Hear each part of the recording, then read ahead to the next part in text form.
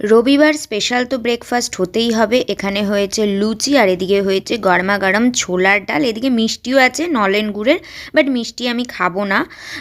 তো এখানে ব্রেকফাস্ট করার পরেও প্রচুর কাজবাজ করেছি, তারপরে স্নান করেছি। এদিকে দেখো জুতোটাকে আজকে আমি ভালো করে ধুয়ে দিয়েছি, আরেকটা জুতোও ধুয়ে দেওয়ার দরকার, তো ওটা একদিনে তো সম্ভব নয়। প্রচুর জামা কাপড় মা আজকে কেচেছে, তো বিছানা চাদর টাদর অনেক কিছু মানে জামা কাপড় কাচার দিকটা পুরোটাই মা সামলেছে, আর আমি ঘরের টুকিটাকি মানে কাজ করা, বোতল পরিষ্কার করা, রান্নাঘরটা একটু ক্লিন করা, র্যাকগুলো পরিষ্কার করা, এইগুলো আমি করছিলাম। ওদিকে ঘরটাও একটু পরিষ্কার করে নিয়েছি।